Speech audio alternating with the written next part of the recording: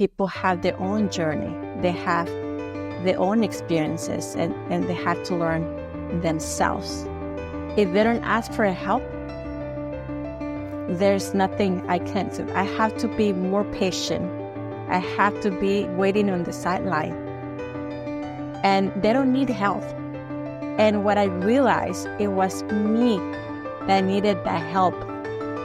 We started the podcast as kind of a love meeting with people and with yourself, to be having a place where really it's about freedom, it's about communication, it's about relationship, it's about, no ego place. We don't go and create stories. Oh, what do you think it is? I mean, when you want me to be with you, I'm always there for you.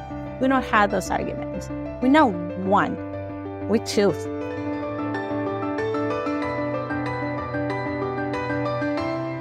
Hey, beautiful people, it's Vivien and I want to thank you, and please thank yourself for being here. Before we go into this episode, I invite you to join this channel to hear more episodes that will help you create a more meaningful life full of freedom, purpose, and deep, true relationships. All I want you to do is click on the subscribe button. I love your support, and I can't wait to go on this journey of discovery with you. Thank you for subscribing. It means the world to me. Hi, so today we have the incredible Ivania Leung joining us. Ivania is a New York-based, accredited and certified mindset and purpose self-love coach. But her journey and expertise started far beyond the bustling street of New York. Ivania is a true world citizen like I am. A passion for traveling has taken her across the globe, exploring this rich tapestry of culture that we all love. A life experience in Mexico and Hong Kong have gifted her with a unique international and multicultural perspective, particularly on the pursuit of inner peace. So, before embarking on her journey and her current path, Ivania harnessed her love for enhancing life by enhancing homes in her career as an interior designer. She worked with Hollywood clients, helping them craft their dream homes. This experience was a prelude to her current mission, guiding individuals to curate not just their space, but their entire lifestyles, aligning with peace, love, and purpose. Welcome, Ivania, to today's episode. I'm really happy to have you. We have known each other for a couple of years already and worked on several things together, but this is always a pleasure to have these moments of exchange with you. Thank you so much, Vivienne, for inviting me, and I'm very grateful. I am very excited to be here and explore, different areas that it's always good to explore, not just with both of us, but with an audience as well. I'm really convinced that they will enjoy today's episode, especially that this is going to be about your specialty, the cream of what I would say, which is within us. How do we find freedom?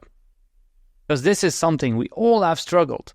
Me included. I don't know anyone who have not struggled at least once with inner peace. So tell me, on your side, how did you started your journey to inner peace?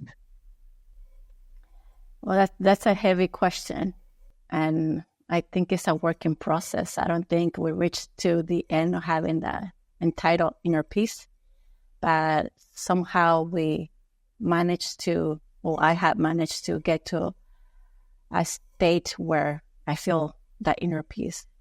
That inner peace started way back when I was in my 20s. And I always had the question of why different people have different lives, different lifestyles, different cultures, different ways of dealing with life. And especially the closest that I have with my family. I come from a big family. We were 15. I'm the youngest one, living 10. But all of us, even though we were born in the same place with the same parents, we have all different lives. And I was wondering why. And I started into search for a meaning in life, a purpose, and find peace within myself. That's a good point. So I have also a brother and a sister. Both are younger than me by 9 and 10 years.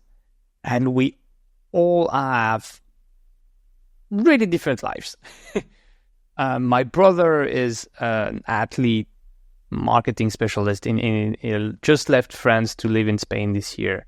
My sister is a nurse living in the countryside of France.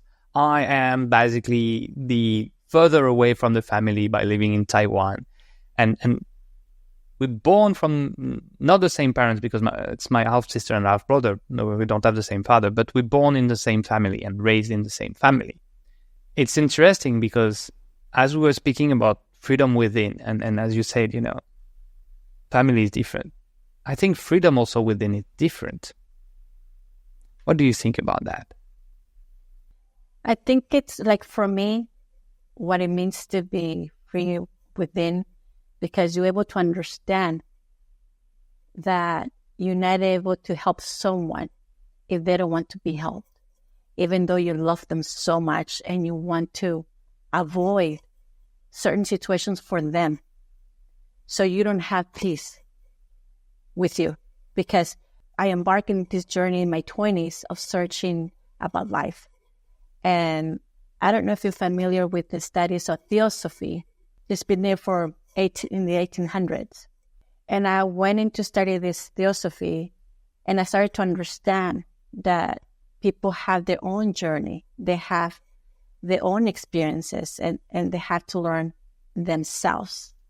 But I didn't quite understood that. So I wasn't in peace within myself, letting them go and experience on their own. And because I was gaining knowledge, I was gaining wisdom, I was getting some techniques, I was understanding certain things, I wanted to give it to them. So I didn't have that peace within myself. And because also I come from a background where we were very poor. And then for me, I started, to separate from that, because I decided to study and I wanted to do more. And I wanted to bring that, whatever I was learning, I wanted to give it to them. So I didn't have an inner peace. But as I went through the full process of discovering yourself and going into this self journey, then I kind of started to understand to let go of wanting to help them. They didn't need help. It was just me that needed that help, to let go and had that inner peace and be okay in my life where I'm at and where they're at. And not only them, it's actually around you. Just try to understand the people where they're at. And it's okay. They're not lost. They're finding themselves. And one of the beautiful things that I have learned from, freedom within is that I am equipped. And if someone's raised their hands and say, "Oh, I need help. Can you help me do this?" Then I'm able to step in. So now I'm able to just wait in the sidelines until somebody calls for my help. And be in the outlines, I have peace within myself. And then that's how I'm able to live my life.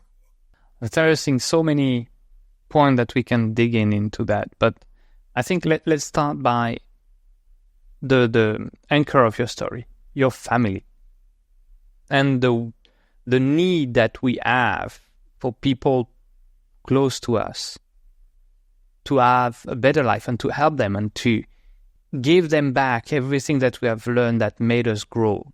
If you look at the Bible, you look at Buddhism scripture, you look about every religion and spirituality, they say one thing, like everyone has his own purpose, everyone is unique, everyone has his own path. For example, in Buddhism, the ascension to being a Buddha, every one of us is different road with different challenges. And Jordan Peterson would say that life in a certain way is pain because you are learning. So on your side, how did you start this letting go process and just mirroring in yourself what you wanted to do? Wow. That took me a long time, Vivienne. It wasn't easy, because when you read it in a content or in a book or from the Buddhism or Hinduism or any type of religion, it seems easy to understand. Oh, everybody has their past. Everybody has their journey. It's easy to understand it. But deeply, when you see that your family is suffering, when you see that your family is going through pain, or when they're taking the wrong actions or we're taking the wrong decisions, and you from outside have the tools, have the information, when you look at them, you are suffering with them. And it's that easy to let go, because in my mind, I was thinking, oh, if I do this, they will listen. Oh, if I read the Bible and then talk to them, maybe we can discuss about it. Or if I bring it to theosophy, or if I give them the Buddhism book, or if I give, it's always something that I wanted to give them back. But I realized, for many years, it took me more than 20 years to understand fully, well, not completely, because we don't fully understand everything. But it got to a point where when I took the course of the Jay Shetty, the certification school, I took that certification not to become a life coach. I took it because I read the book and I really liked the concept of how Jay was able to bring the Vedas, and put it in a context where it was kind of easy to understand, because it's very complex. I mean, it's taken me years to even understand a bit. So I was thinking, if I buy these books and give it to my sisters, we can talk about it and then I can help it. Like, it was like going on and on. And they never did. They never read the books. They never listened to Jay. And I go, okay, he's going to help me how to help my sister. Like, I was still going, my mind. And I took the certification course, and I was going deep into the course when I realized that there's nothing I can do. That if they don't ask for help, there's nothing I can do. I have to be more patient.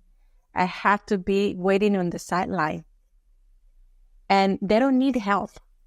And what I realized, it was me that needed that help, in a way that they drove me to a better place. The need that I want them to learn, it took me, it gave me the desire to grow inwardly. So in a way, I was doing it for them, but it wasn't for them. It was for me. It was for my learning. And when I realized, it was like, yeah, I had to let them be. Whatever decision they make, however they want to live their life, whatever circumstances, it's okay. I had to show up with love, with kindness, and with compassion. In judgment, zero. Just listen. That's all they need from me. And when I realized that, I go, wow, this is amazing. And then I started to actually let go. And that peace that I gained from that was huge. And now I live very peacefully. I live with everything that I've had gained on my path, with no remorse, no regrets. And it's so peaceful to be here. And I realize also that there are other people in this world that they would like to get help. And they raise their hand. And then I go, you know what? I think it's became more about a bigger sisterhood, like soul sisters around the world. It's not just them. It's all of us that we needed. And I say, you know what? I'm going to become a life coach. And that's when it switched my inner peace.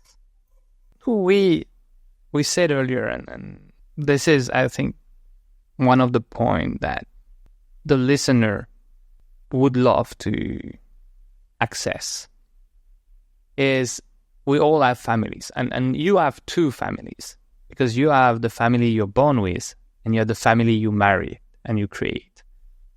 Then we could actually even say you have a third one, which is your parents-in-law and the other side of the family. When you married and started to create a family with your kids, how did that behavior that you had with your personal family, your born family with, affected your relationship and the way you were in that family that you were creating? Well, when I met my husband, I was living in LA. And when we got married, we had to leave LA and live in New York. So technically, we didn't have too much relationship with my family and his family. It was just me and him in Hong Kong. And he, of course, his dad lives in Hong Kong, by the way. But he didn't get too much involved too much. But it was, he embraced me, really. And my family did not have too much to say, because also I left my home when I was 15. So in a way, I've been living my own life. I've been creating my own lifestyle for a long time. And when my mom met Samson, my husband, she knew right away that he had good intentions with me. I said, yeah, he's a good man. So I kind of had the blessings from the start. And of course, it did affect them because they took me, even though I wasn't living with my mom or my family, I had to go to a different country. And it's like they took me away from my family. If we are speaking about this, freedom within, moving out and going to Hong Kong, because even if you were not living with your family, you were still living with your family in the close neighborhood of your family. So how does that shift change your perspective? What impact does that add? Well, I cried that whole way on the plane, like 17 hours. I cried the whole way because I knew that it was going to be hard not having, like you said, not having the family around, even if we don't live in the same home. And I didn't know what was going to be I don't know what's going to happen, but when I moved there, it changed my perspective of how I was looking at things before. Like it started to shift because it was my husband and I. There was nobody else in the circle.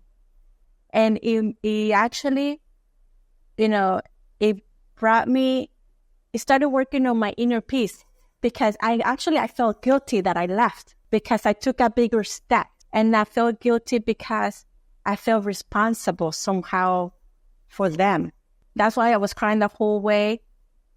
And then when I got to Hong Kong, it took me a while to settle. But I've been working on my inner peace for a long time. And that was another step deeper into that inner peace. And said, oh, it's okay for me to be here. They're doing their own life. They're making their own decisions. I have to be working on mine. And I think what I learned from me and my husband just being there is that we had created a stronger bond, a circle. I created with him, we call it love meeting. And the thing is, like after today, we still have love meetings, and now with my daughter included. But I created that because I was in a country where I didn't speak the language. I didn't know anyone. And it was like literally we were alone. And I told my husband that if we get into a fight, we were like, like if we get to a fight, let's just say that just stay home at the beginning, because if you go outside, something happens to you, who am I going to call? Well, how am I going to find out? Or if I go outside and something happens to me, then how are you going to know? So we started doing that. And the love meeting was created also because since we were getting to know each other, there were certain things I didn't appreciate or there's certain things that he didn't appreciate from me. So I created this love meeting and said, okay, let's have this love meeting and let's put the ego outside. It's not welcome. And let's be vulnerable. Let's be honest and say what we really feel. And if I hurt you in any way, you say it. If I hurt you in any way, I say it, and then we work from them. And I think also because we didn't have any friends to influence that relationship in any way, or any family to influence in any way, it built that bond so close. And me and my husband till today, we had those love meetings when we feel hurt, or when we feel that we haven't been seen or heard or loved in a certain way, or when he says something that I didn't like, because it's the ego is the one that's always getting hurt. And I don't like those games. So we've been continuing doing that. And now that my daughter is 10, she's part of the love meeting. Like now we put her and say, okay, you can say whatever you think we did that will hurt you in any way, or maybe that you thought that we said something, and then we try to come up clean with no ego in the room. Oh, I love that. I love that. So my wife is actually in the same situation as you are, in a kind of way. So she moved around a year ago to Taiwan with me. She doesn't speak Chinese. She doesn't really have friends here. Well, we are starting to have a small network, but she doesn't have activity. She worked for Indonesia. I work with Indonesia too. So we have little to no, I would say, external contact. We don't have the concept of love meeting, which I love. I think this is a really great idea for people that want to create a good bond, having a non-ego place for sharing and discussing. We do it in another way, but actually the podcast is kind of the same. We started the podcast as kind of a love meeting with people and with yourself, to be having a place where really it's about freedom, it's about communication, it's about relationship, it's about, no ego place. And that's a really interesting thing, because when you achieve that space of non-ego and of communication, honesty and transparency, that's where you create this really strong bond. But as you said, when you arrive in a new country, you have nothing, no one, it's hard. The first time I did it was really, really hard. I left for Taiwan the first time around 11 years ago. Came here with my ex-wife at the time, and for 6 months I was in Taipei studying Chinese alone all day. That was tough. I understand exactly where you are, and I was not speaking Chinese at all. Nowadays I can speak. I would not say fluent, but I can speak quite relatively well to do the daily task and daily life. But for my wife, she doesn't speak a word. So we generally do a lot of things together. But that's where also it's challenging for inner peace, I find. And I am really curious to deep dive a bit of this part of your life, because when you are 24/7 nearly together, that's also another challenge, because that's a large time of your life with the same single person. And, we all need our me time or self time.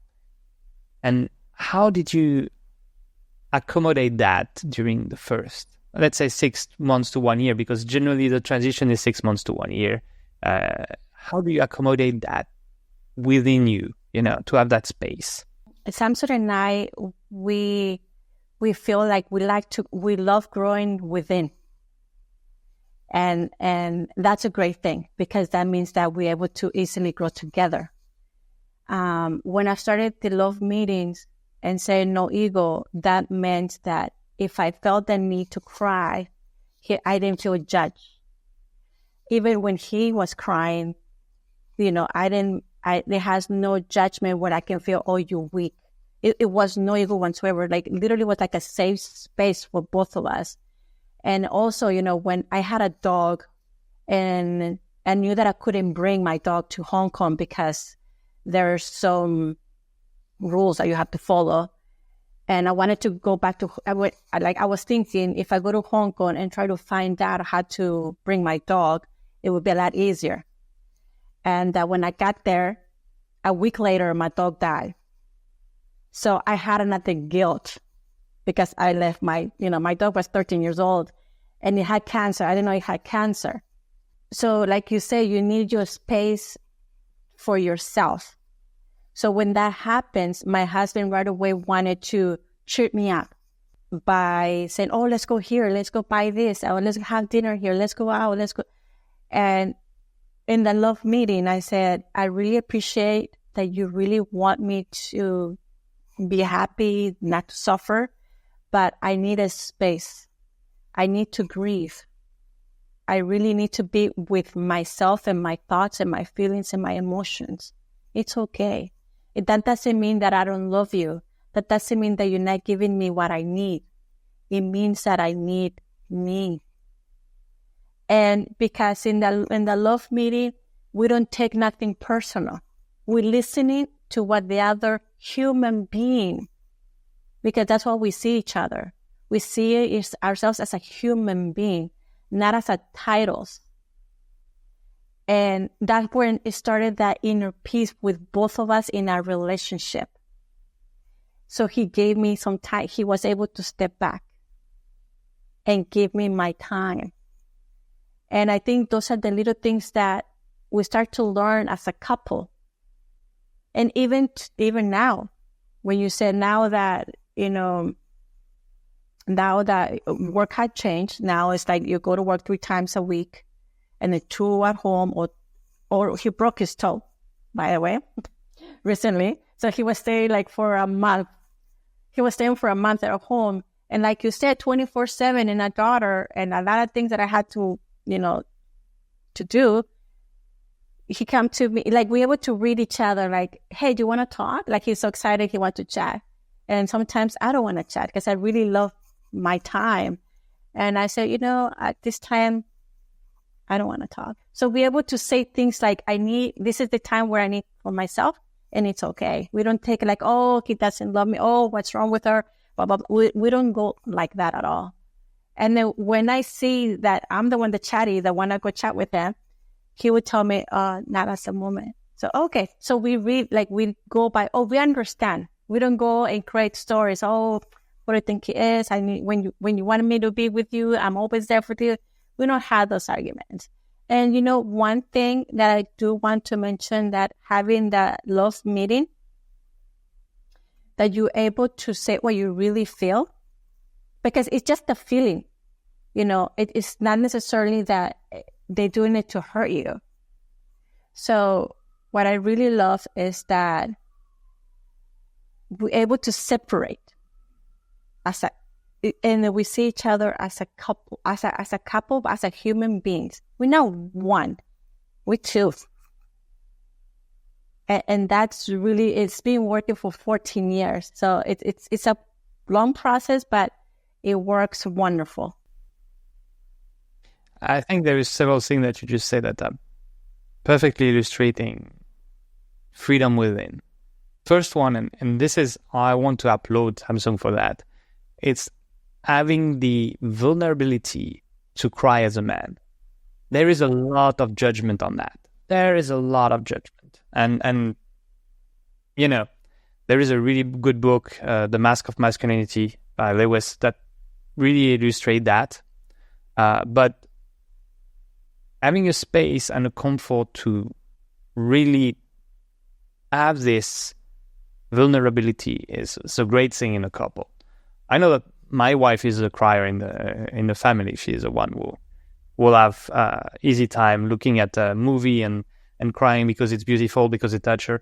Me, I'm far less of the one on that, but it is true that creating that space allow you to not only grow, but express your needs without expressing expectation. I think, when you said it's about what they feel and communicating, hey, that's what I feel. That may be not what you're doing, that's what I feel, is for me the first step to healthy relationships and lasting relationship. Because when you're like, this is what you're doing, well, it might not be true. It's our perception of what people are doing. And as coaches, you know, with the training that we had with Jay and another training that you must have probably done after that, you know that what people are saying is more often based on their emotion than into what is happening. Because whatever is happening is actually anchored behind our past or trauma or emotion or state of mind at the moment. And so saying, I'm not going to judge you. Whatever vulnerability you have, open it to it. And I will tell you what I feel. You will tell me what you feel. And then it's you and I, and not just us fighting. It's you and I synchronizing and resolving what is happening, trying to understand each other better. And then, you know, I'm also kind of a newlywed because we've been together for a bit of time now, but we've been married for a year and living together for a year around that time. And it's challenging. You know, as you were challenging in Hong Kong, she is challenging in Taiwan. And at the first time that she actually lived with someone. So that means that there is also all that process of learning each other and learning how to live together and finding, finding that space. Where this is my space. This is my time. This is what I need from you. Okay, this is my space, this is my time. And no, this is our space, this is our time. And clearly, growth only happen if there's a space for it. And now to come back to what we were saying, which is freedom within, you know. Growth, for what I hear, is also part of your freedom. It's also part of mine, it's part of freedom, as I would say, it's one of the critical part of freedom is growth. But, you know, you're back in US. Hong Kong is another time now. You had that guilt when you left. When you came back, what were you feeling? How did you felt within you? Well, I was very happy to come back to the US too. I miss also the US. And also, I felt I was going to be closer to my family. I felt happier, you know. I felt happier, and because I was always continue with my growth. And then I still go to the Theosophy school, by the way. Like that had never stopped. And it's just the grow within. It's more grow within and understand yourself. And understand, because once you start understanding yourself, once you start giving yourself space, once you understand your feelings, your emotions, where is it coming from? Why you feel like this? What if you take it personal? What if you don't take? You have all this dialogue within yourself, and then that actually creates a ripple effect, because then you start understanding like the outside. So, because I was growing within my peace. And it was not too much of guilt anymore, but more understanding it and how to help it, and had to help. And I was looking always for that. And you know what? Little by little, started to kind of set in that peace within in me. But it was very subtle. You know, it took me many years. But once I got here to New York, and then I had Camila, and I started to have other challenges with her because, of course, now she's 10, she's just going through different stages in her life. But having that peace within you, it helps so much to be able to understand not just you, not just your husband, but your daughter or what the stage that she's going through. And then also you understand that people from outside. So that change wasn't that hard. I think it was more, it started to get more deeper. And as I grow more, that inner peace, feels deeper. The inner peace feels deeper. That's a good one. In that inner peace that got deeper, how did you felt regarding the guilt that you had for your family? Because you came back close to your family. You saw them in the state that they were when you came back. How did you felt about that? Peacefully, when I saw them start to be peacefully little by little, they live in LA, so I live in New York, so I still did not that close. But it was more like I came back with more knowledge. I came back with more techniques. I came back with more tools, even though I wasn't a coach at the time. But because I was going to theosophy, I was reading certain books, certain philosophies and all that kind of stuff. And I just wanted to give it to them. So I felt, I didn't see myself that I was showing up as a teacher. And I didn't see that. But because I wanted to give in so much that I was trying my best. But I felt really maybe hopeless at some point. I felt like hopeless at some point because it's like when I started creating my life, meaning the lifestyle that I want to live, I say, okay, you mentioned something about pain before. When you said that, it brought me back the saying of the Dalai Lama that it says pain is unavoidable, but suffering is a choice. And it took me a while to understand that. And when I was looking into my family, it was more like, why can't they see what I see? And I go, what am I doing? They're perfectly fine. They're living the life that they want to live, and whatever decisions they make, they're okay with it. Why am I making it about me? So that's when I started to shift here in New York as well. And not only that, but when I started to get the Jay Shetty, that had helped me so much, it was more about let them be. Let them be who they want. I'm being who I want. I'm the one that is choosing my life. I'm the one that's choosing what to do. I'm the one who's choosing what to do today, what to do the next day, or what to do with my life. Why they don't deserve the same? So it's like I said, like the peace, it started to set in more. And one thing that I have to say that I have to give credit to about that inner peace is meditation. I've been meditating for such a long time that I think if you would ask me, what would be one thing that brings, inner peace, I would say meditation. That is the one. It's already been quite some time that we're speaking on this right now. Let's get to an end of this podcast because I think there is a lot to learn. But at the same time, I would like to anchor this into, as I said, one learning that people can take away today and go forward. And for you in all your journey, from all that research from within, starting when you were younger to today where you are, what would you say? One thing that could help someone start their journey to have that freedom within? Meditation.